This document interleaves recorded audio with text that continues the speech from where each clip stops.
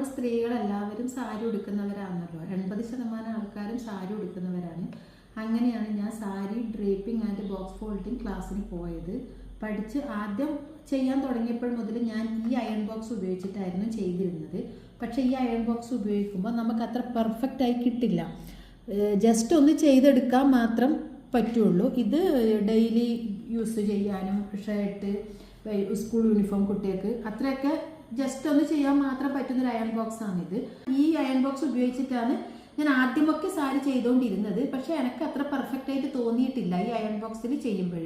അത് കഴിഞ്ഞിട്ടാണ് ഞാൻ ഈ അയൺ ബോക്സ് വാങ്ങിച്ചത്. ഇത് ഫിലിപ്സിൻ്റെ കംഫർട്ട് 1000ൻ്റെ അയൺ ബോക്സ് ആണ്.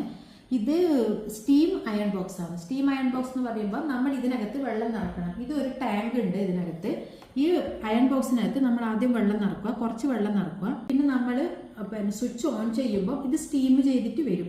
അപ്പം നമ്മൾ അയൺ ചെയ്യുമ്പോൾ ഇതിലേക്കൂടെ വെള്ളം സ്പ്രെഡ് ചെയ്തിട്ട് വരും.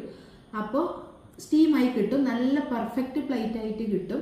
നല്ല ചുളിവുകളോ കാര്യങ്ങളോ ഒന്നുമില്ലാതെ നല്ല ഭംഗിയായിട്ട് അയൺ ചെയ്യാൻ വേണ്ടി പറ്റും. പിന്നെ ഇതിൽ നല്ല വാട്ടർ മാത്രം ഒഴിക്കുക. പൈപ്പിലെ വെള്ളമോ ഒന്നും ഒഴിക്കാൻ പാടില്ല. നല്ല മിനറൽ വാട്ടറോ കിണറ്റിലെ വെള്ളമോ മാത്രം ഇതിൽ ഒഴിക്കുക. ഈ വെള്ളം തീരുന്നതിനനുസരിച്ച് നമുക്ക് ഈ ടാങ്കിലേക്ക് വെള്ളം നിറക്കാൻ പറ്റും. അപ്പോൾ ഈ കഴിയുന്നതും എല്ലാവരും വാങ്ങുമ്പോൾ ഈ അയൺ ബോക്സ് വാങ്ങുക. ഈ കമ്പനി തന്നെ വാങ്ങണമെന്ന് ഞാൻ പറയുന്നില്ല. അവരവർക്ക് ഇഷ്ടപ്പെട്ട ഏത് വേണമെങ്കിലും വാങ്ങാം. പക്ഷെ സ്റ്റീമുള്ള അയൺ ബോക്സ് തന്നെ വാങ്ങണം സാരി അയൺ ചെയ്യും.